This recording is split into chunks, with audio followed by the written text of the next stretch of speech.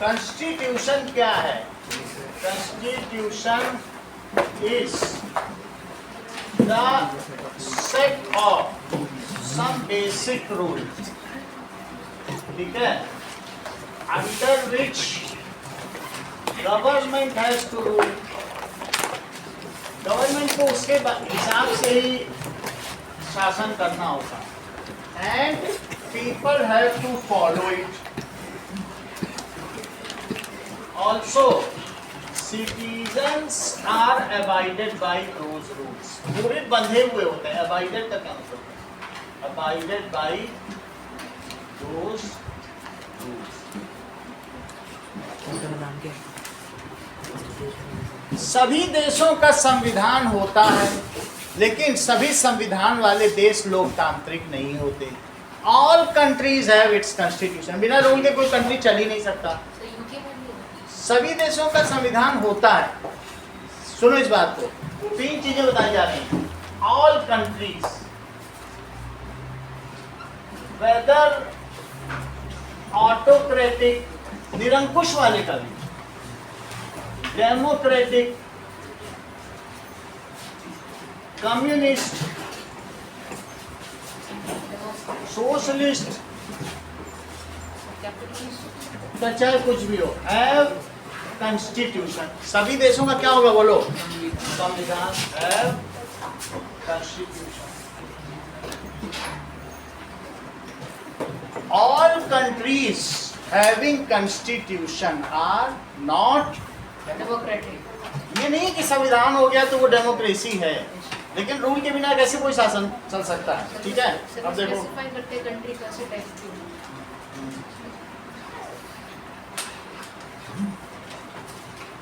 ये बात सही है। So all countries having constitution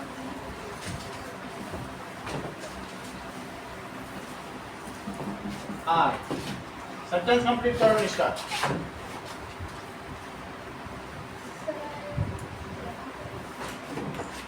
बताइए नहीं, नॉट डेमोक्रेटिक।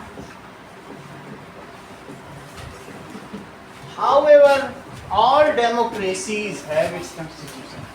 सभी संविधान रखने वाले देश लोकतांत्रिक नहीं होते, लेकिन सभी लोकतांत्रिक देश का संविधान होता है। But all democracies have constitution.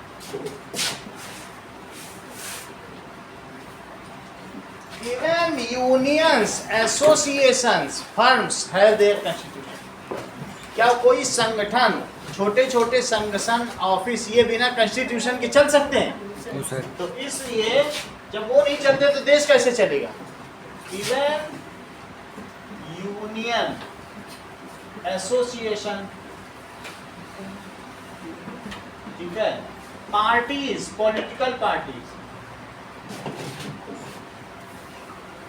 have their constitution. Constitution is a written set of rules. It is a rule book भी कहते हैं। Constitution का दूसरा नाम क्या है?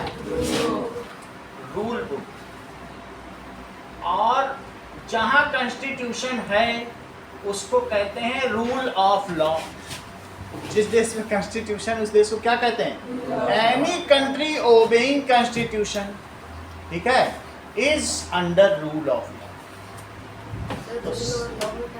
रूल मतलब वो जो लॉ बुक है या रूल बुक है, तो ये कहा जाता है भाई वहाँ नियम का शासन, जो नियम लिखा उसी का शासन। राजा का शासन नहीं है, रूल ऑफ लॉ जो लिख दिया गया, यहाँ कोई भी बैठे रूल ऑफ लॉ चलेगा। उसी को प्रोटेक्ट करने के लिए ही जुडिशरी है, उसी को ओबे करवाने के लिए ही एग्जीक्यूटिव है, उसमें बदलाव करने के लिए, अमेंडमेंट करने के लिए ही लेजिस्लेटिव, सब कुछ उसी के लिए। We all are respecting it, obeying it and abided by it. हम उसी को मानने के लिए प्रतिबद्ध हैं। तो अब आगे देखो, that is democracy in South Africa.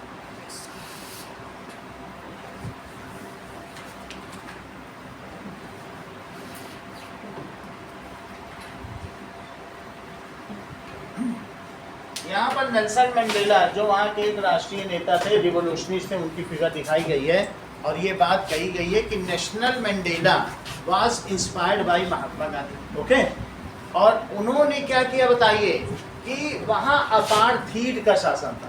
In Africa whose rule was there? Apartheid. ये शासन कब तक चला? दैट इज 1994 तक वहाँ ये रूल रहा। ओके, बाद में उसके बाद इसको आज़ादी मिल गई। सो देखो, that is up to 26 April 1994 there was ruling of whites. Whites का मतलब है कि यूरोपियन ब्रिटिशर्स।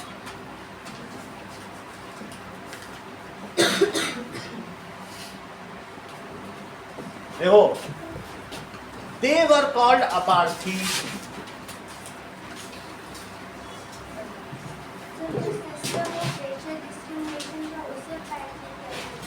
अभी बता रहे हैं, these are called apartheid. Apartheid का मतलब होता है apart plus heat. Apart heat का क्या मतलब होता है? सेटिंग अपार्ट, किसी चीज को अलग कर देना, उसको क्या कहते हैं? Setting apart. ये इसकी एटिमोलॉजी है लिटरल में, setting apart. What does it mean by setting apart? इन्हें अपार्थीड कहा जाता है बिकॉज वहां पर 3 लोग रहते थे, एक वाइट रहते थे, एक ब्लैक रहते थे और एक कलर्ड। हम सब लोग कलर्ड हैं, हम ना ब्लैक में आते ना वाइट में। इंडियन को गेहुआ कहते हैं, गेहुए रंग के ब्रिटिश है ना हम लोग, बिल्कुल काले थोड़ी हो नीग्रो की तरह, और ना गोरे हो, हम लोग मिक्स है। तो इसलिए there were 3 kind of people in Africa, white, black or netizens जो वहाँ के नेटिव्स थे, और द वाइट और जो यहाँ से जो स्लेव्स गए थे उनको colour. So there were 3 races. Races कही जाती है जो प्रजातियां होती हैं जो जीन के आधार पर होते हैं। जो कलर तो हम लोग का जीन के आधार पर है ना। तो 3 रेसेस, white that is European, black, हाँ ओरिजिन भी कहते हैं। रेसिज्म इसी को कहते हैं, जो यूरोप में चलता है उसको कहते हैं रेसिज्म। जो कलर के आधार पर चले वही रेसिज्म कहलाता है। दैट इज ब्लैक किसको कहते हैं? दैट इज जो नेटिव्स थे या नेटिजन्स। एंड कलर्ड कौन थे? इंडियंस, या और कहीं से गए तो इंडियंस, ये लोग। Now white government show discriminations for this black and coloured people. इनके खिलाफ भेदभाव करती थी white government. White government exploited,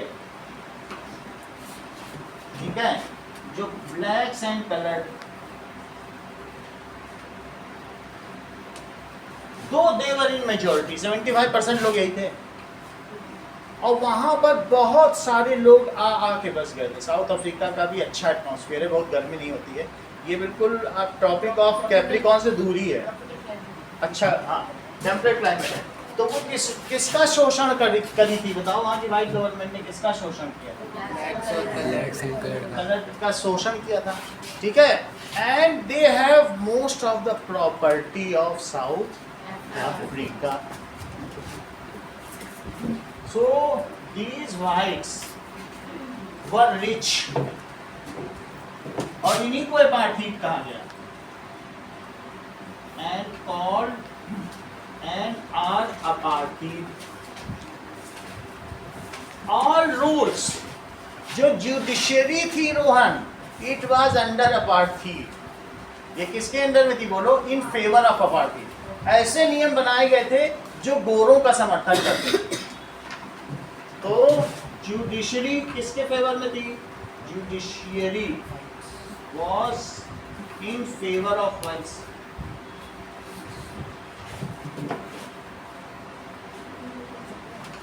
blacks were deprived even for basic जो उनके वो होते हैं ना राइट, उनसे भी उनको वंचित करा।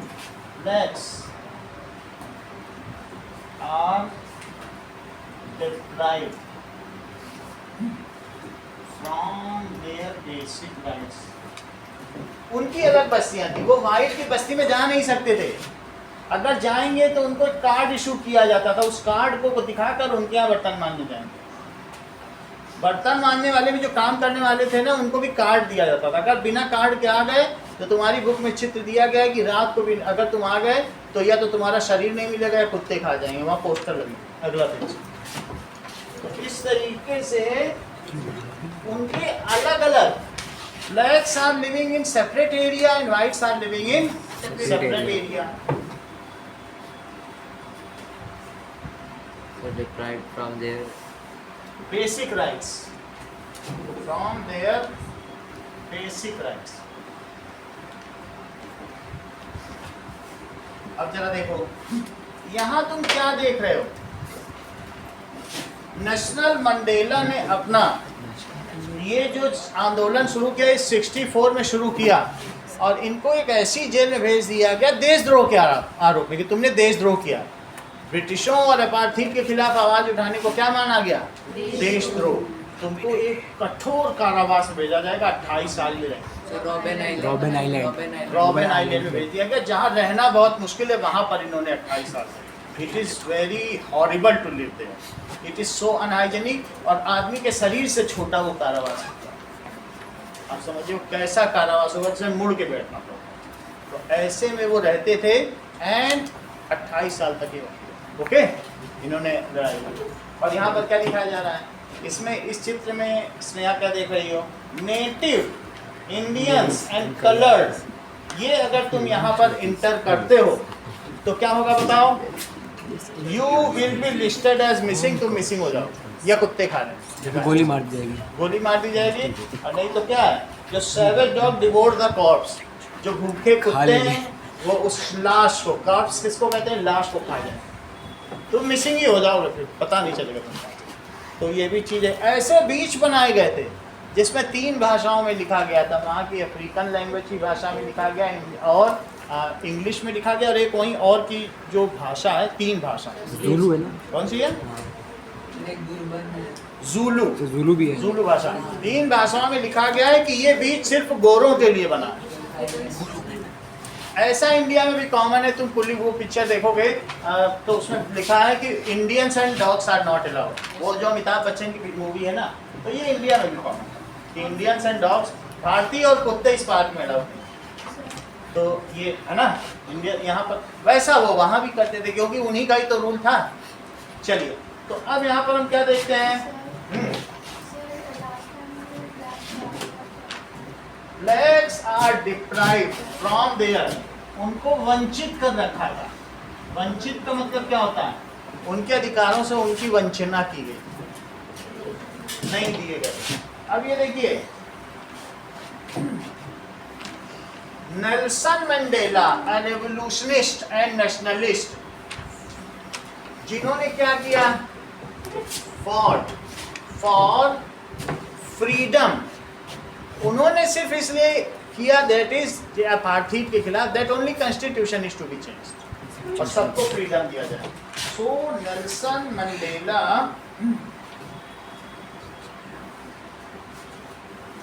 इनको भारत रत्न भी मिला, तुम्हें बात मालूम है? नेल्सन मंडेला, ये हमारे समय में अब तो ये नहीं रहे, लेकिन इंडिया आए थे और इनको भारत रत्न से सम्मानित। तो नेल्सन मंडेला, ठीक है, इन मंडेला नहीं अफ्रीकन है, ऐसे मिलता है। अभी मोदी गए वहाँ का सबसे बड़ा सम्मान वहाँ मिल गया, 5 देशों के सम्मान लेके आए, रशिया में जाके सम्मान लेके, सब अपने अपने देश का सबसे बड़ा सम्मान देते हैं, दूसरे देश के नेता को सम्मानित करते हैं, तो उस देश का सम्मान हो जाता है। तो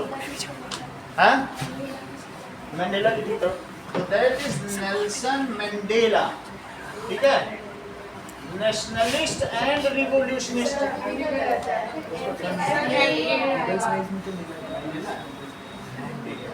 नेल्सन मंडेला एंड वो कौन थे बोलो? नोबेल प्राइज भी मिला था शायद। हाँ, revolutionist, fought for freedom of Africa. He was leader of, किसके लीडर थे इसने यहाँ बताओ? Leader of African National Congress. जैसे यहाँ इंडियन नेशनल कांग्रेस है, आईएनसी, अभी भी राहुल गांधी उसके मुख्य मेंबर हैं। वैसे वहां कौन सी थी बताओ? African National Congress. That is ANC. He was charged by British government, ठीक है, for treason। उनको देशद्रोह के आरोप में चार्ज किया गया और एक लंबे कारावास में, आजीवन कारावास। 14 साल वाला तो होता है आजीवन, उनको डबल इम्प्रिजनमेंट, 28 साल। So he was charged, ठीक है, for treason। बहुत सारे तो ऐसे अधिकार थे जो 1915 में गांधी जी आए थे, तब तक उन्होंने वहाँ बहुत सारे अधिकार दिलवा दिए थे।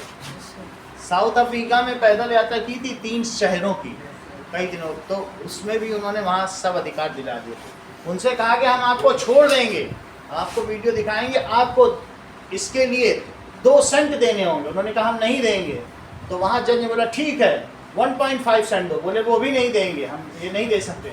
तो वो बोले ठीक है तुमको मुफ्त में छोड़ा जाता है। नहीं, हम नहीं जा सकते, मेरे पास रिक्शे से जाने के लिए पैसे नहीं और मेरे फटे कपड़े। ठीक है मैं तुमको 2 सेंट देता हूँ, जाओ यहाँ से। ये गांधी पिक्चर दिखाया है। बोले हम जाएंगे कैसे, हमारे पास कपड़े ठीक नहीं है।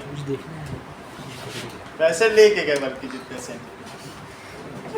तो उसने अपने सेक्रेटरी से बोला कि सेक्रेटरी इनको 2 सेंट दो, और ये जाएंगे। वो इनको देख रहा है, जज को, देख क्या रहे हो, दो, मैं तुमको दूंगा बाद में। वो हैरानी से देखा ये क्यों ऐसा कर रहा है। तो ये चीज है, he was charge for treason and put behind bar and imprisoned,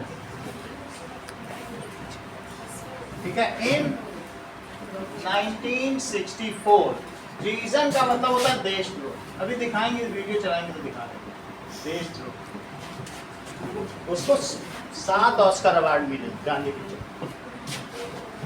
और उस समय का कोई स्कूल नहीं था कि पूरे बच्चों को वहां बुला कर थिएटर में ना दिखाए। सरकार की तरफ से आदेश था हर स्कूल के बच्चे बस में जाएंगे और थिएटर में पिक्चर देखेंगे। सब कई दिन में फिर काम पूरा हो, सबको थिएटर में आपने भी देखी? सब सारे स्कूल गए थे। तो अब हम लोग तो खैर उस समय हम भी स्कूल में थे। चलो ये चीज है। And he spent next 20 years in Robben Island. He spent 28 years in Robben Island prison. एक तरीके तारा पानी था, तो ऐसे लोगों को ऐसी जगह भेजा जाता है कि कोई उनसे मिल ना सके। देखिए, Britishers treated non-whites as inferiors and non-whites have no rights. Okay? Non-whites को कोई rights वहाँ पर नहीं थे। They were given permits if they have to visit in whites area. उनको परमिट या पास मिलता था, उसके अलावा आ जाने पर भी इलीगल। फिर भी उन पर फब्तियाँ कसी जाती थी, उन पर पत्थर मारे जाते थे, ये सब तो होता ही था। Now, since 1950 the black colored and Indian fought against their apartheid system. They launched, Gandhi ji तो चले गए। अब गांधी जी के जाने के बाद आप ये देखिए 48 में गांधी जी की डेथ हो गई थी, लेकिन उसके बाद भी तो लड़ाई जारी रहेगी ना, क्योंकि इनको मिली आज़ादी कब मिली है? 1994। तो गांधी जी ने कराया, फिर उसके बाद बहुत समय तक फिर भी ये सब चलता रहा और ये हुआ। Okay, many coloured whites, coloured ने भी ज्वाइन किया, वाइट्स ने भी ज्वाइन किया, एंड अदर सेंसिटिव, कुछ ऐसे लोग भी थे जो सेंसिटिव थे, उन्होंने भी ज्वाइन किया। किसको ज्वाइन किया? अफ्रीकन नेशनल कांग्रेस को ज्वाइन किया। लिखती रहे सर इसको प्रशांत। अब देखिए सर इतने ही मिले अब तक। हाँ इतने ही हुए चेक अब तक। कैसे ये अब तक इतने ही चेक हुए। चेक नहीं हुई है, पिछले संडे के उन्होंने लिए ही नहीं थे। आपके चेक हुए कि 2 दिन बाद होते हैं।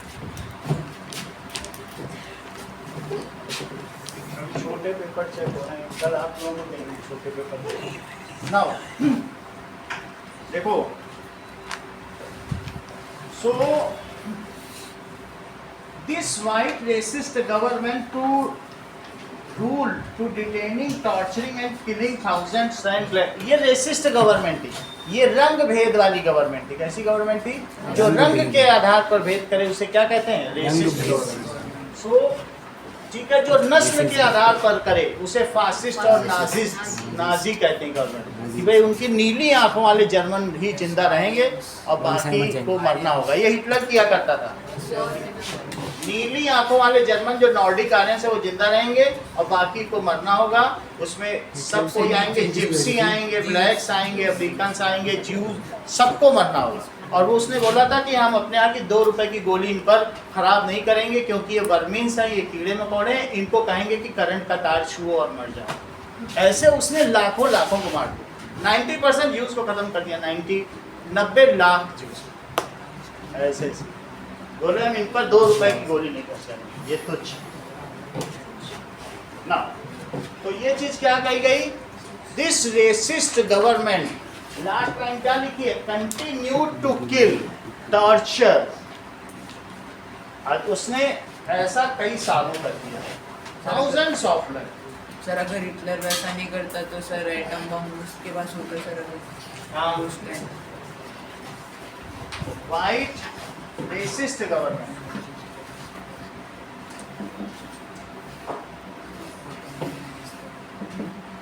ठीक है, कंटिन्यू टू रूल। वहां के साइंटिस्ट जब चले गए, आइंस्टीन तक चले गए। कंटिन्यू टू, सिर्फ रूल ही नहीं किया, बाय डिटेनिंग। सिर्फ डिटेन का क्या मतलब समझती हो मान्या? बोलो। डिटेनिंग का मतलब जेल में भेजना।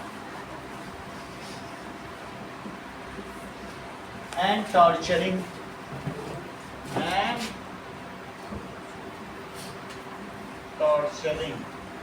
thousands of black and color,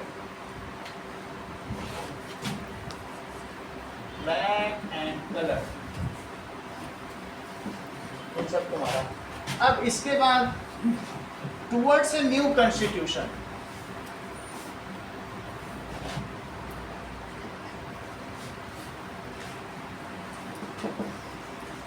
जब नया संविधान बना तो at midnight of 26 April 1994, at midnight, कि जिससे सभी देशों को अंग्रेजों ने जहां जहां भी स्वतंत्रता दी, आज़ादी मिडनाइट को ही दी कि अगला सूरज नया आज़ाद देश देखे। एट मिडनाइट 26 अप्रैल 1994 क्या हुआ बताइए? सर नेशनल फ्लैग को लगाया गया। ठीक है, Africa, south Africa got freedom, south Africa got freedom. Nelson Mandela set free.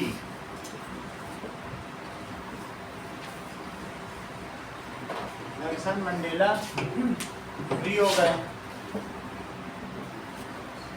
तो नेल्सन मंडेला देख रहे थे, Nelson Mandela was keenly observing the new born democracy. वो सब जगह देख रहे थे, उन्होंने कहा नहीं, हमको ऐसा देश नहीं चाहिए जहां रशिया की तरह जो गरीब लोग हैं वो अमीरों को लूट ले।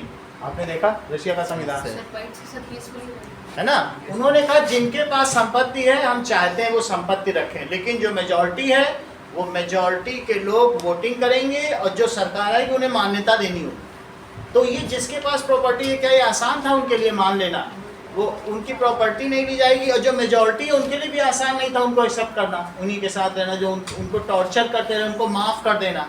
तो इन्होंने कहा कि तुमको माफ़ करना होगा उनको, और उनको क्या करना होगा बताओ? उनको ये करना होगा कि अलाउ करना होगा कि what ever comes, in power has full authority. अब उनकी अथॉरिटी चली जाएगी तो दोनों को एक दूसरे को मानना पड़ेगा कि नहीं।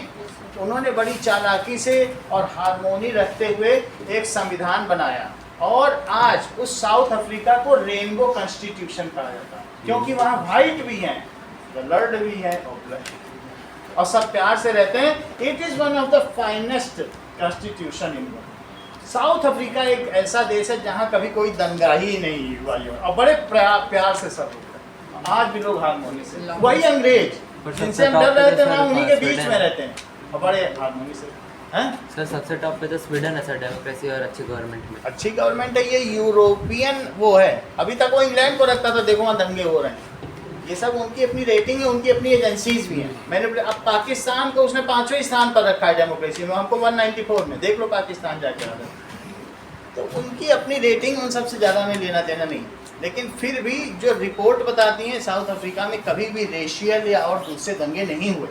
तो ये सब किसकी देन थी? दैट इज कॉन्स्टिट्यूशन, और बनाने वाले मैंडेला जो डिज़ाइन करें। ठीक है, यहाँ पर भी थे तो जिन्ना थे तो उन्होंने अलग तरीके का कॉन्स्टिट्यूशन में ऐसी ऐसी पावर दे दी कि आज पाकिस्तान में 5 लोगों के पास पावर है। कभी वो उसको उठा के पटक देता है, कभी वो उसको पटक देता है, कभी उसको।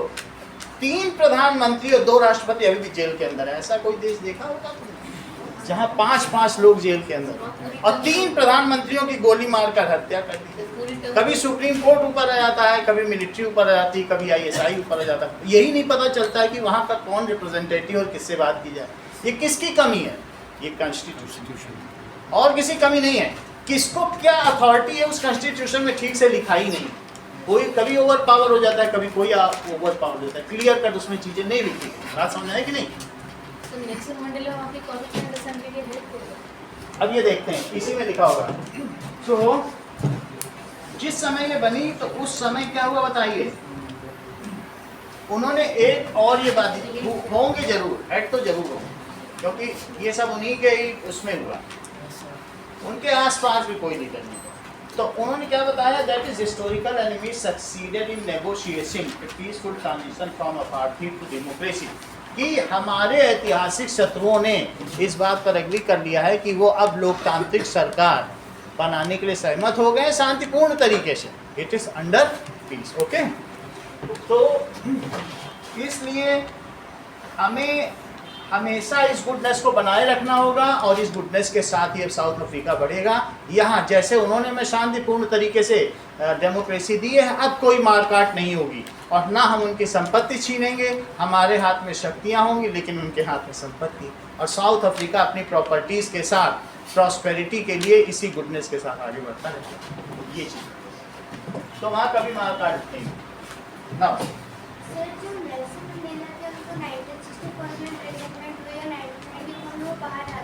यानी कि उनको 30 इयर्स का 28 years of 2022 में आ गए थे, फिर वो पहले आ गए थे। पहले आ गए थे। इसमें कहीं लिखा नहीं है, पहले आ गए लिखो इस चीज को, पहले आ गए थे। इसको देख लेते हैं।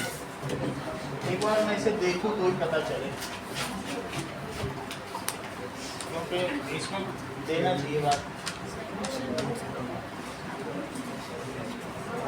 In which year Nelson Mandela was set free from prison? लिखा है 1990 में आ गए, तो भी तो कितने साल हुए? 26 साल हुए। और इसमें 1990 सब जगह लिखा है। देखो 1990 कहाँ पर हो गया?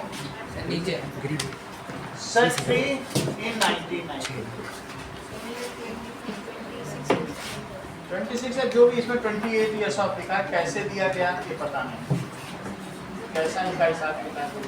चलो नाउ वो नेट पे देखना, रिसर्च करना तो पता चल जाएगा कि क्या हुआ। तो now black and white and colored all sat together for making constitution। सब एक साथ है उसी संविधान को बनाने के, ठीक है। So they all sat together after 2 years of discussion and debate, they came out with one of the finest constitution of the world। ऐसा constitution बना जिसमें inclusive politics थी। सबको समावेशित कर लेने की जो राजनीति होती है कि भाई ठीक है, तुमने अब हम पर अत्याचार किया, आज से हम तुम भाई भाई, इंक्लूसिव पॉलिटिक्स। ये तो एक बहुत बड़ा विजन है ना। सुना, अब देखिए, the preamble of south Africa sums up this spirit. So in duration of long discussion of 2 years,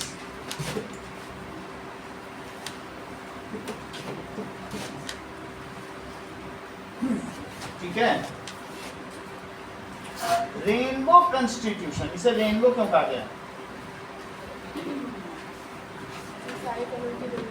सारे कलर के लोग हैं। Rainbow constitution of south Africa, colour तो 3 है। ऐसे ही बोल दिया गया, इसीलिए वाज मेड। अब देखिए,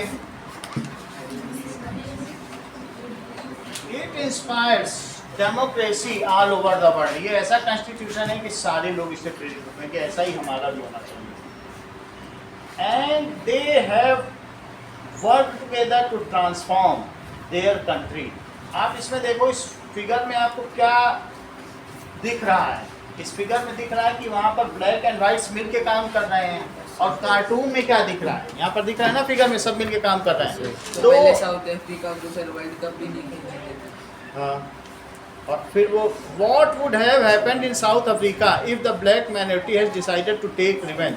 अगर मान लीजिए ऐसा होता कि जो ब्लैक मेजॉरिटी थी वो बदला लेने पे आ जाती, तो क्या साउथ अफ्रीका की प्रॉस्पेरिटी होती? वो एक लंबे सिविल वार में फंस जाता, और जो अमीर लोगों की प्रॉपर्टी वो जला दी जाती। लेकिन आप सोचो, वही प्रॉपर्टी वो जब उनको वहाँ का सिटीजन मान लिया, तो वो उस प्रॉपर्टी ले ही नहीं गए। नहीं तो इंडिया में जब बोल दिया गया कि 47 में आज़ादी मिलेगी, 46 से ही यहाँ पर जितने अमीर लोग थे, गोरे लोग थे, सोना भर भर के जाने लगा ब्रिटेन। तो आप ये समझिए कि यहाँ पर जिनको नवाब्स कहा जाता था, वही ब्रिटिशर जब यहाँ थे वहाँ पे नवाब्स कहे जाते थे। उनको क्या कहा जाता था? नवाब्स। यहाँ से वो ले जाके भर भर के 1 साल पहले बता दिया गया था इसे आज़ाद करना है। लेकिन अगर उनसे ये कह दिया जाता नहीं, आज़ाद नहीं करना, तुम भी यहीं रहोगे, तो क्या वे अपनी संपत्ति यहाँ से ले जाते कभी? वहाँ पर नेल्सन मंडेला ने ये बुद्धिमानी दिखाई। क्यों? क्योंकि उन्होंने भारत में देख लिया था कि पिछले, क्योंकि हमने 1947 में पाई और 94 में ही 45 साल पहले इंडिया में क्या हुआ वो भी देख लिया था। रशिया में क्या हुआ? रशिया में लूटी गई, बड़े बड़े घरों में दीवारें खड़ी कर दी, बोले एक कमरा तुम्हारा, एक कमरा तुम्हारा, तुम यहाँ रहो, तुम महलों में रह रहे, कपड़े हैं नहीं पहनने को, ये देखो महलों में। तो ऐसा उन्होंने नहीं किया, उन्होंने बड़ी चालाकी से किया, उन्होंने प्रॉपर्टी को ड्रेन होने से बचा दिया। बात समझ आई कि नहीं? And now South Africa is one of well to do country. तो ये चीज़ अच्छी की गई। रशिया से भी दिया, इंडिया से भी दिया, जहाँ जहाँ से उन्होंने प्रेरणा ले सकते और बिना खून रक्तपात के सब हो गया। ठीक है, okay. Now why do we need a constitution? अब इंडिया की बात करो।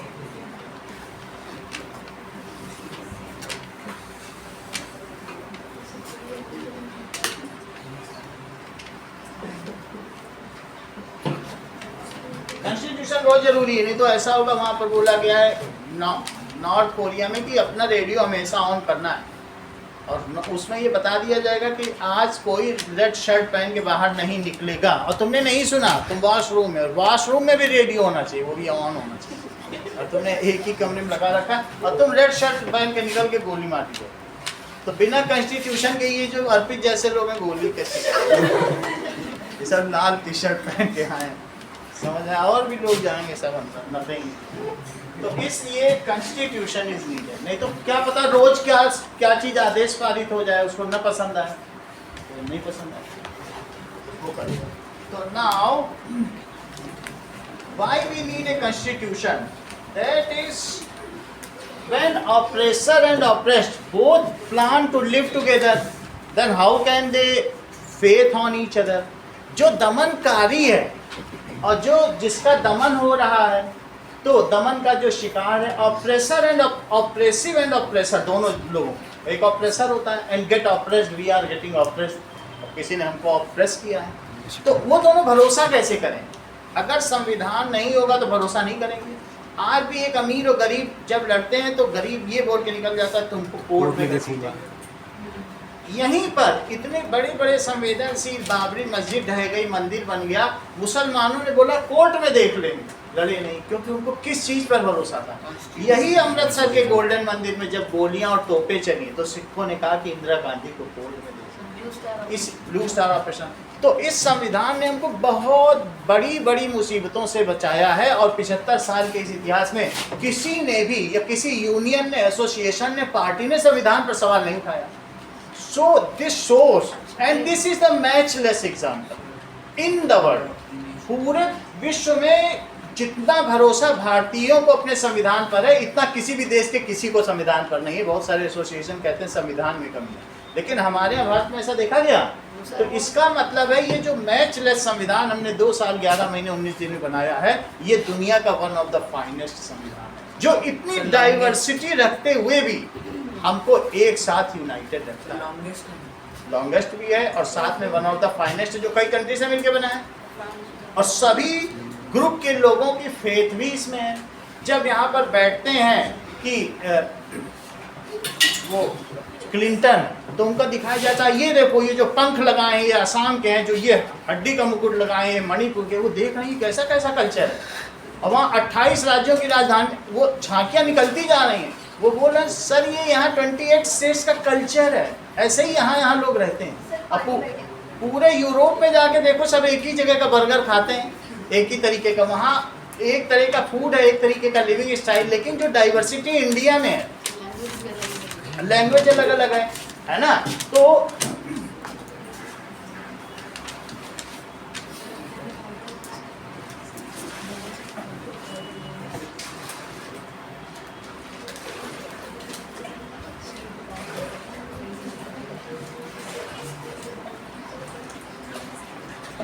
इस तरीके से ये हमारा कॉन्स्टिट्यूशन, हमारे yet we are diversified then also we are united. हमको कौन सी 2 चीज यूनाइट करती है? एक हमारा इंडियन फ्रीडम स्ट्रगल, जिसमें हम सब के साझा पूर्वजों ने अपना खून बहाया, चाहे यहाँ का हो, चाहे तमिलनाडु का हो, चाहे कहीं का हो, सबने अपना खून बहाया।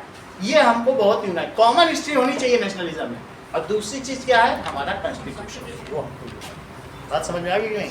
तो हमको श्रीनगर में एक मिला था जो कि चक गणराज्य का था, पहले चेकोस्लोवाकिया एक ही थे पूरा ना, तो चक गणराज्य का था। उसने कहा तुम्हारा इंडिया इतना एग्जॉटिक है कि हमको यूरोप पूरा घूम लेने में कुछ नहीं मिलता, यहाँ पर जब मैं गुजरात से राजस्थान जाता हूँ तो सब बदल जाता है। उसने कहा हमने अपने यहाँ की नौकरियाँ छोड़ दी और 3 बीवियाँ छोड़ दी, सिर्फ इसलिए कि मुझे पूरी जिंदगी भारत घूमना है। और वो भी भारत कैसे घूम रहा है? कहता है मैं बहुत इकोनॉमिकली भारत घूमता हूँ, रोज ब्रेड और जैम खाता हूँ, सबसे सस्ती ब्रेड लेता हूँ कि ज़्यादा घूम सकूँ। तो वो इस तरीके से करता था। तो आप समझिए हम लोगों को इस डाइवर्सिटी की कीमत नहीं पता, क्योंकि हम इसके जो है ऐसे वैसे हो गए हैं हैबिचुअल, लेकिन जो दूसरे देशों के लिए बिल्कुल अजीब बात है। Why do we need a constitution? So any country have different beliefs, different races, different caste, different creed, ठीक है? If there is a set written rule of law, then everybody can उसको क्या कर सकता है? Read it, उसको read कर सकता है and also can act on it. The Constitution gives assurance to each citizen of India that it is there to protect his rights. उसके rights को कौन प्रोटेक्ट करेगा? जो अलग अलग ग्रुप के लोग हैं, सबके अधिकारों की रक्षा कौन कर सकता है? So our country has different religions,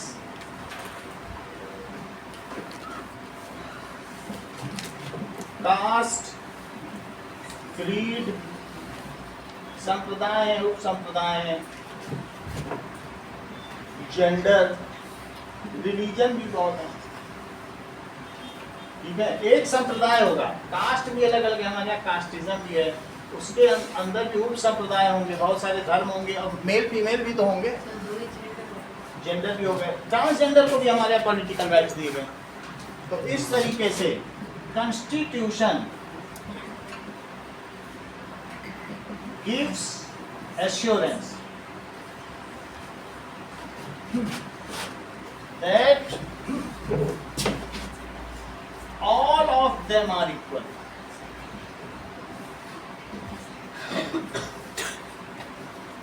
Before rule of law. Rule of law. यही मालवीय नगर की बात है। उस एक बोला भी नहीं हम आपको नहीं दे पाएंगे रेंट में, हमारे यहाँ मुसलमानों को नहीं दिया जाता है घर। और उसने मोबाइल ऑन करके रखा था, पहुंच गया कोर्ट, यहीं के सेशन कोर्ट में दिखाया, ऐसे बोल रहे हैं हमको धर्म के आधार पर नहीं दे रहे, 2 लाख रुपए देने पड़ रहे, हमारे पास की बात है। तुमने ऐसा, वो ये कह देता कि हम मीट खाने वाले को नहीं देते तो चल जाता, ये उसने कह दिया कि धर्म के आधार पर। ये बहुत बड़ी बात और सर फिर घर भी देना पड़ेगा है। तो फिर रहने दिया ना, रहने दिए नहीं दिया, वो अपराधी न रहने दिया, Compensation. लेकिन उसको कंपेंसेशन मानहानि कर दी ना उसने उसकी। अब देखिए कि नाउ कॉन्स्टिट्यूशन क्या करता है, insures that the rights of minority will not be compromised, कि जो तुम्हारे यहाँ अल्पमत नहीं, उनके अधिकार नहीं छीने जाएंगे। उनको कौन देता है assurance? That is constitution assures that जो भी वेलफेयर्स हैं and rights of minority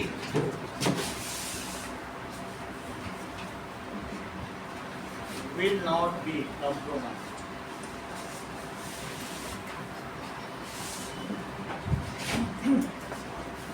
okay, अब जरा देखिए, सो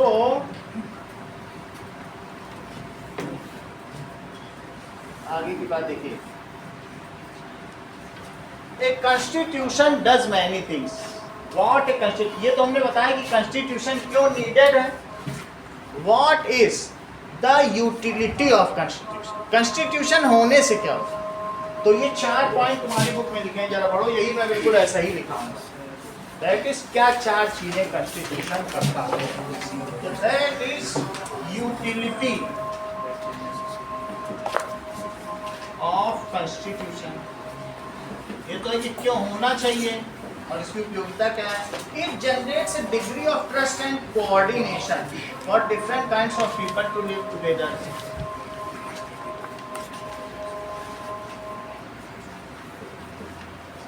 A degree of trust and coordination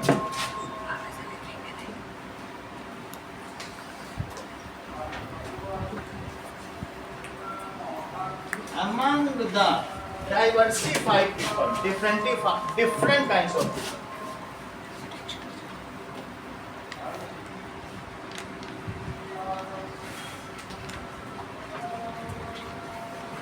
Living together.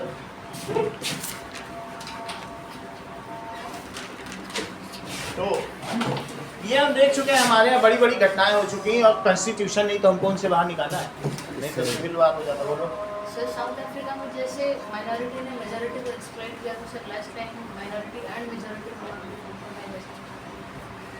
ऐसा होना चाहिए, ठीक है। लेकिन इसलिए ऐसी बात यहाँ कही जा रही है कि ज़्यादातर ऐसा होता है कि जिस जो माइनॉरिटी है उनके राइट्स कंप्रोमाइज होते हैं, वो लिखने का मीनिंगलेस हो जाएगा। मेनली ज़्यादातर मेजॉरिटेरियन गवर्नमेंट होती है, ठीक है। ये तो अब समाज बदल चुका है, जिनकी संख्या ज़्यादा है वही रूल करते हैं, इसलिए ऐसा है। पहले का समय अलग था, पहले तो एक अकेला राजा ही कर लेता था, अब ज़्यादातर जगहों पर ऐसे ही चल रहा है।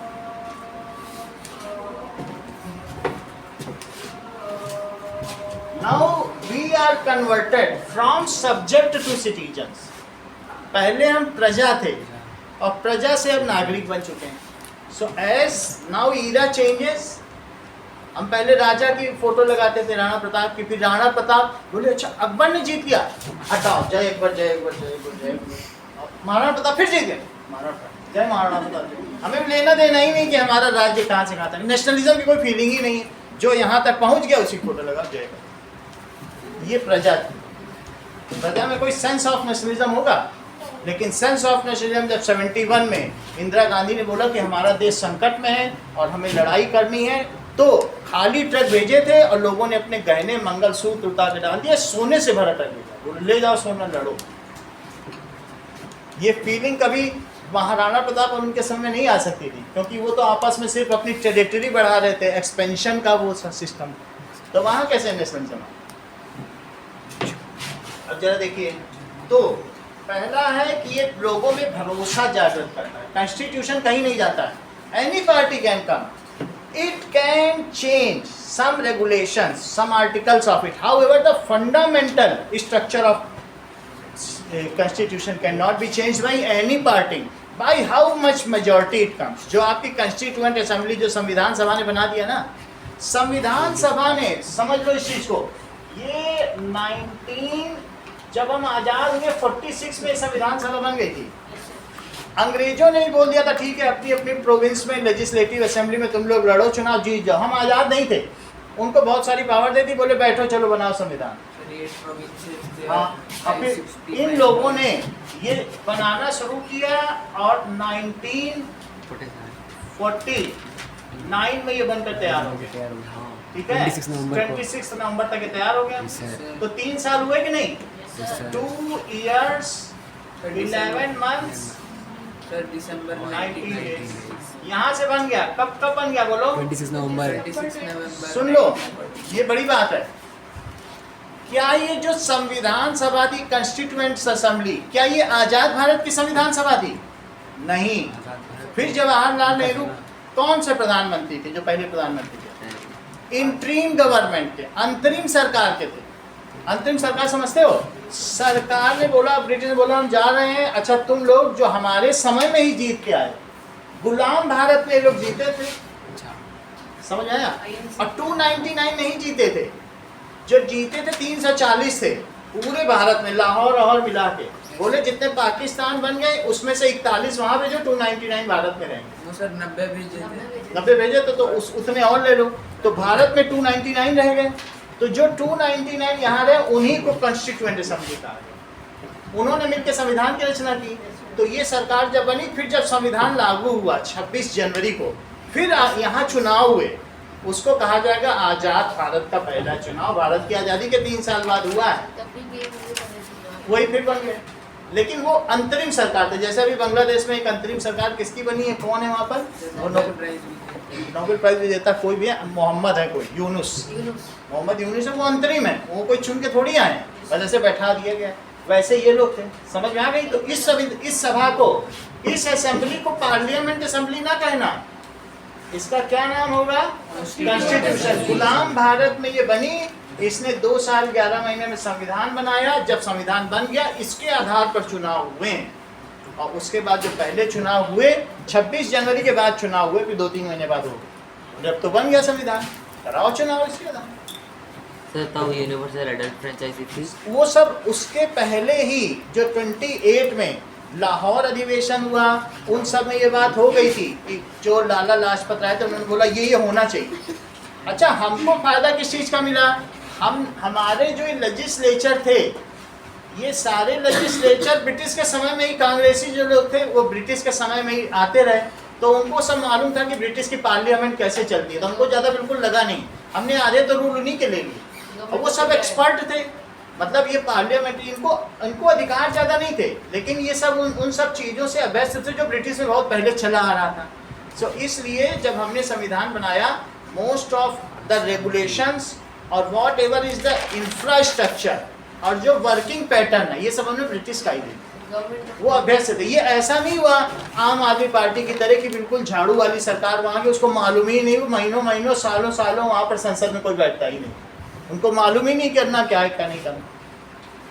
जल मंत्री अगर कहीं पानी में वो हो गया, कोई शहर डूब गया उनका, तो वो हड़ताल पे बैठ जाए, जबकि खुद ही जल मंत्री हैं। चाहे तो वहाँ ड्रेनेज सिस्टम करें, बात समझ आ गई कि नहीं? ड्रेनेज सिस्टम ही अंदर की नाली फूट के हॉल में पानी चला गया, सब डूब गए। नाली फूट गई तो किसकी गलती? बच्चे ऐसे थोड़ी डूबे कि बाहर का पानी गया होगा, बाहर का पूरा नाली जो अंदर का नाला था वो सब फूट के अंदर पानी चला। तो वो हड़ताल पे बैठे और खुद ही जल मंत्री। तो जिसको नहीं आता वो वैसे ही शासन करेगा। तो आप समझ गए ना कि पहली चीज यह क्या करता है? ट्रस्ट डेवलप करता है। किसके बीच में? डिफरेंट ग्रुप में। काले और सफेद, वो सफेद कपड़ा पे नहीं काली, क्योंकि देख लेंगे अदालत में, है ना? और ये चीज देखो, that is it specify the how the government will be constituted, who will have the power to take the decision। ये भी करता है कि कितनी पावर किसके पास है। कोई किसी की पावर नहीं ले सकता, सुप्रीम कोर्ट पावर नहीं ले सकता। किसकी पावर नहीं ले सकता? लेजिस्लेटिव की नहीं ले सकता। लेजिस्लेटिव किसकी नहीं ले सकता? जुडिशरी। सुप्रीम कोर्ट कह रहा है कि इजराइल में हथियार मत भेजो, प्रधानमंत्री पर चुप रहो, अपना काम करो। कहाँ भेजना है हम तय करेंगे, वी आर लेजिस्लेचर। हम काम करेंगे कि सुप्रीम कोर्ट बताएगा कि किससे क्या लो, किससे न लो। कोई बस अपराधी हो तुम दंड दो। You don't breach your power, अपनी शक्तियों का उल्लंघन मत करना। समझ आई बात कि नहीं? ये पार्लियामेंट डिसाइड करेगी मेजोरिटी से। तो इस तरीके से लोग चाहते हैं ब्रीच करना, लेकिन उनकी कोई सुनेगा नहीं, because everything is written in rule book. सब चीजें किसमें लिखी हैं? उससे। तो जो 3 डिफरेंट पिलर्स ऑफ डेमोक्रेसी, कौन कौन से? पहला जो बनाता है कानून, ठीक है, तो दैट इज विधायिका। दूसरा कार्यपालिका, न्यायपालिका, और जो 4th इसका पिलर है मीडिया। सब डिफरेंट पिलर। दूसरी चीज क्या कही गई है कि it specifies the power of different pillars of government।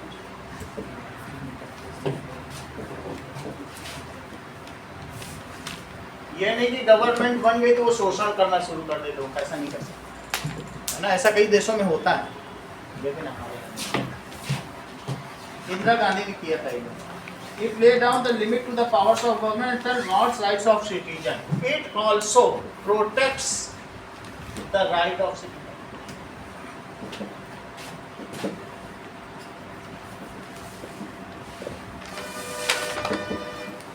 Citizens के देयर आर सम ड्यूटीज, कुछ राइट्स भी हैं। जैसे आप लोगों ने 8th की भी बुक में पढ़ा था, fundamental rights, freedom of speech, तो वो सारे राइट्स हैं, उनको ये संविधान ही उनको देता है।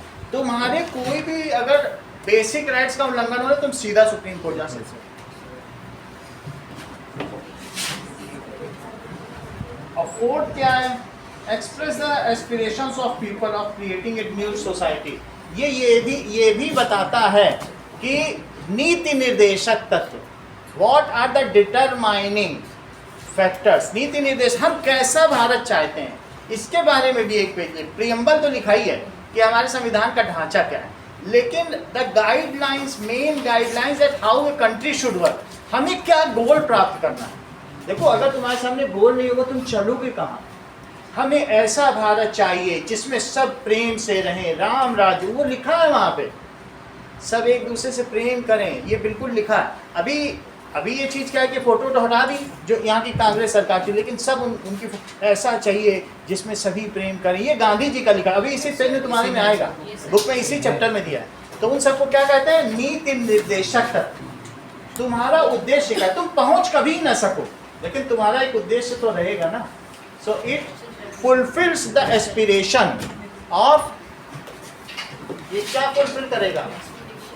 fulfills the aspiration, कोई अभाव ना हो, कोई गरीब ना हो ना। जैसे राम राज कोई दुख न व्यापा, जिसमें कोई गरीब ना हो, ऐसे तुलसीदास ने भी चौपाई लिखी ना, वही चौपाई उसमें रख दी गई है कि किसी को कोई दोष ना हो, किसी की अकाल मृत्यु ना हो, किसी को रोग ना हो, ठीक है कि नहीं? सब में प्रेम भाव। जैसे राम राज की परिकल्पना तुलसीदास ने पूरे पेज में की है, तो वही सारी चीज बिल्कुल वहाँ पर लिख दी गई कि हमें एक ऐसा देश है जिसमें स्त्रियों को समान अधिकार हो, सम्मान हो। तो fulfills the right of, और क्या करती है बोलो? The aspiration of people.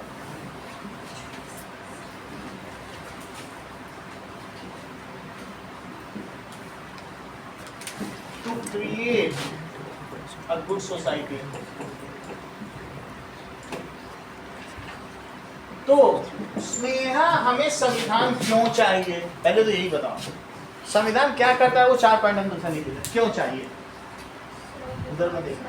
Our country has different people, castes and genders, so that everyone can have equal rights. Lakshita, संविधान के फंक्शन क्या है, मतलब क्या है?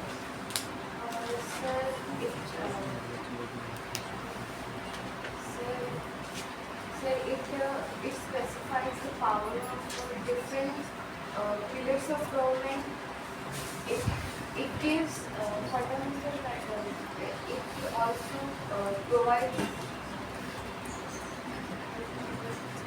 the rights of citizens. 2 point बताओ पापा।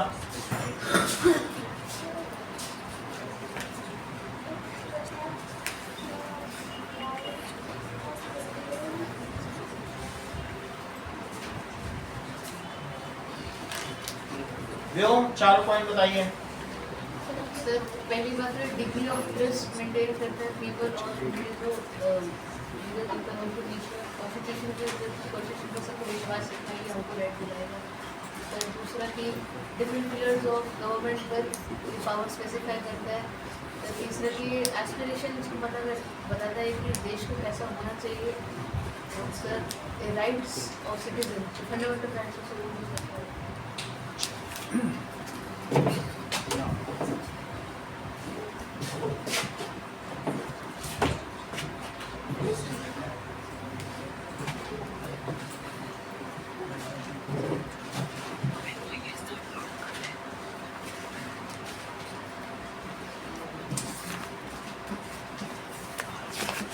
Write a note of 10 lines on African national movement.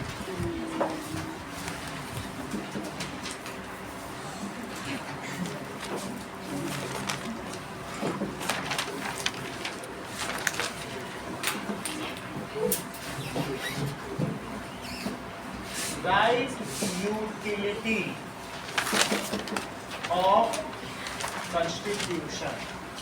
Any 3 points.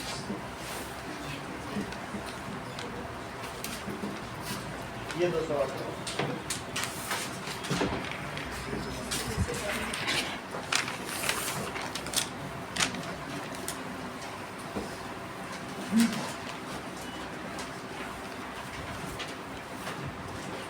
1928 बहुत पहले की बात है, तो हमारी अगर टाइम लाइन स्टार्ट हो तो 1928 में मोतीलाल नेहरू ने drafted a constitution for India. Jawaharlal Nehru के फादर। हाँ,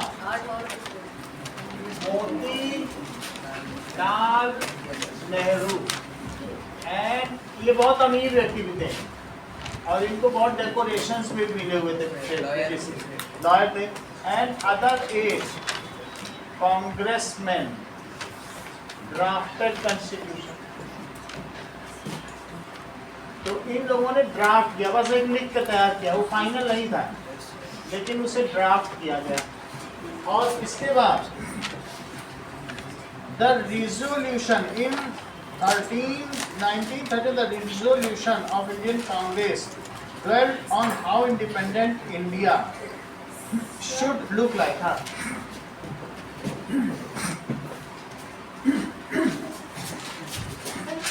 लो अभी ले रहा हूँ, आगे देखिए। इसके बाद क्या हुआ कि ब्रिटिश हैड इंट्रोड्यूस्ड जो 1937 में क्या हुआ, अब 1937 में 37 इसके बाद रिजोल्यूशन हुए कि ये चीज उन्होंने ड्राफ्ट किया और इसे पास कर लिया गया। कब बोलो?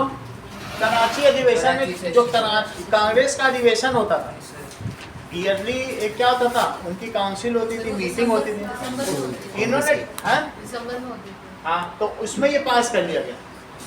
इसको क्या कर लिया गया बोलो? पास कर लिया। उन्होंने ड्राफ्ट किया और उस कॉन्स्टिट्यूशन को 3 साल बाद पास कर लिया गया। सो दैट जो ये कॉन्स्टिट्यूशन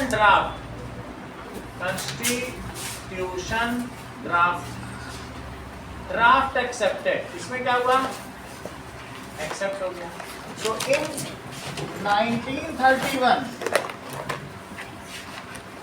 कराची अधिवेशन में, तो कराची जो कि अभी पाकिस्तान में session, it was accepted with some resolution. कुछ इसमें अमेंडमेंट भी हुआ, ऐसे नहीं एक्सेप्ट होता। कुछ चीज़ें जब कोई ड्राफ्ट होता है तो कोई तुम किसी को चिट्ठी लिखती है तो उसमें अमेंडमेंट किया जाता है कि नहीं, चाहे एप्लीकेशन ही लिखो छुट्टी की तो उसमें एक दो अमेंडमेंट घर में करते नहीं, ऐसे नहीं, ऐसे लिखते। उसको क्या कहते हैं, इट वाज एक्सेप्टेड यूनानिमसली, सर्वसम्मति से इसको पास कर लिया गया, आफ्टर सम रिजोल्यूशन, कुछ सुधार कर, एक्सेप्टेड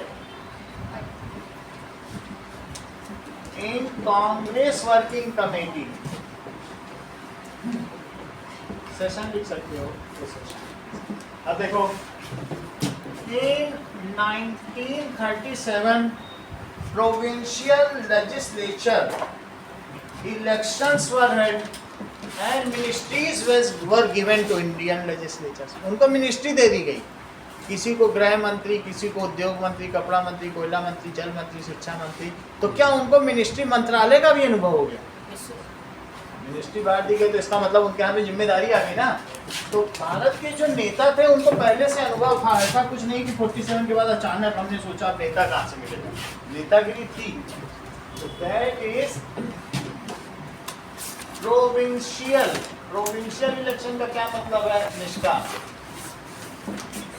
मतलब राज्य स्तर की तरफ। प्रोविंस का मतलब नहीं समझते हो, मुंबई प्रोविंस, पहले उन्होंने 7 प्रोविंस में बांट रखा था, अवध की प्रोविंस 8 थी। These were held and जो इंडियन लेजिस्लेचर थे उनको क्या दे दिया गया, इंडियन लेजिस्लेचर्स वर अलॉटेड,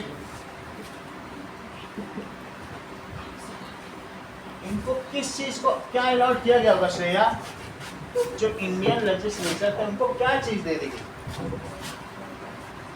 कपड़ा मंत्री, कोयला मंत्री, जल मंत्री, खाद्य मंत्री, बिजली मंत्री, ठीक है। मिनिस्ट्रीज विद मिनिस्ट्रीज किसके द्वारा, बाय ब्रिटिशर्स। अभी आजाद नहीं हुआ थे, 10 साल बाकी, लेकिन फिर भी इनको जिम्मेदारी दे दी गई। डिफेंस और फाइनेंस में कुछ दी गई होंगी ऐसे कमजोर मंत्रालय। तो 1937 में क्या हो गया, प्रोविंशियल इलेक्शंस स्टार्ट हो गए। यानी अब इनको कितने साल का, कांग्रेस से बहुत सारे ऐसे अमीर लोग थे कहते हैं हमें आज़ादी ना दे दो, थोड़ी सी पावर दे दो, हम चुनाव में लड़ लेंगे, थोड़ी पावर मिल जाएगी तो उसी में काम चला लेंगे। कांग्रेस कभी पूरी आज़ादी की बात नहीं करती थी। लाला लाजपत राय जैसे लोग थे वो कहते थे हमें पूर्ण स्वराज चाहिए, उनको गरम दल कहा जाता था। और जो ऐसे, हाँ, सुभाष चंद्र बोस को तो इन्होंने कभी बनने ही नहीं दिया। और जो ऐसे लोग थे हमें थोड़ी सी आज़ादी दे दो, थोड़ा ऑनर दे दो, कैप्टन सर, वाइस राय जैसे कुछ हमें टाइटल दे दो, राय बहादुर, कैप्टन सर, ऐसे वो इतना ही चाहते। तो वो लोग, जबकि गांधी जी ने बोला था नहीं इसमें भाग ना ले, लेकिन बहुत सारे कांग्रेसमैन ने भाग लिया। टाइटल्स को उन्होंने अबॉलिश करने को बोला था। हाँ, तो अब इसके बाद क्या हुआ, Indian legislators so they have got experience of British governing system. तो इससे क्या उनको ब्रिटिश गवर्निंग सिस्टम का अनुभव हो गया था। सो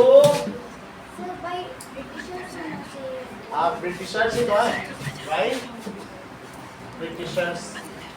सो दे गॉट बिल राइट किया था British, experience of British governing system। Sir इसलिए सर गवर्नमेंट ऑफ इंडिया पास हुआ था 1955। भाई आप ये समझिए जो इनका एक्ट है, ब्रिटिश एक्ट 1935 वाला, वो हम वैसे का वैसा हमने उतार के रख लिया, हमने उसमें बदलाव ही नहीं किया, अपने संविधान में वैसे का वैसा। तो बहुत सारे रूल हमने उन्हीं से ले लिए। फिर वो भी आएगा टाइमलाइन में, वो तो एक लॉ है, वो टाइम लाइन कुछ नहीं। अब आगे की बात देखो, फिर क्या हुआ बताइए कि we have taken Government of India Act of 1935 which is a colonial law। हमारे संविधान में है, अवर कॉन्स्टिट्यूशन में जब लोगों को पता चल गया उनका क्या रूल है, उन्होंने बोला ये रूल तो ठीक है, हम भी लगा सकते हैं। We adopted, ठीक है, गवर्नमेंट ऑफ इंडिया है, अब नाम बदल दिया, government of GOI, government of India act 1935, उसका ये नाम है, which was also applicable during colonial rule। औपनिवेशिक राज्य में भी वो लागू था।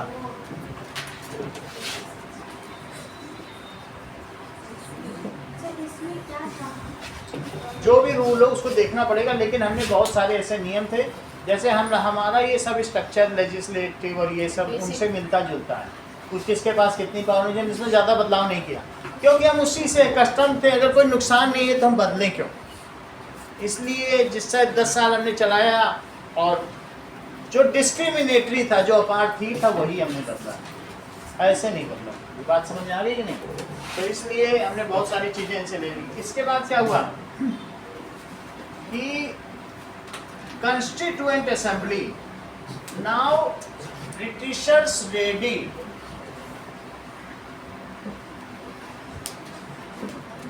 to leave India, वो रेडी हो गए थे, एंड सेट इट फ्री, इसे फ्री करने के लिए।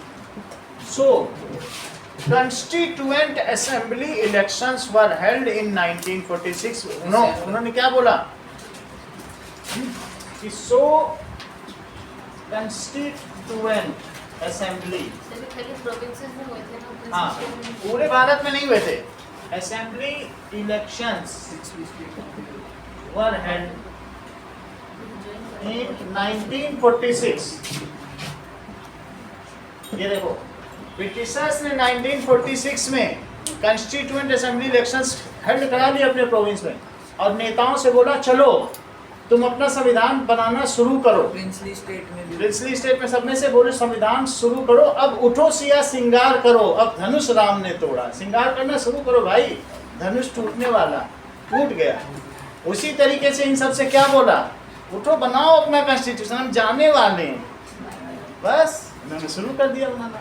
इन्होंने दिसंबर में जीत के आए, अप्रैल में, दिसंबर में पहली सभा हुई, और फिर उसके बाद 3 साल बाद यानी नवंबर 46 तक इन्होंने 49 तक बोल दिया हमने श्रृंगार कर लिया है, जयमाले का समय आ गया। इतना ही रखो।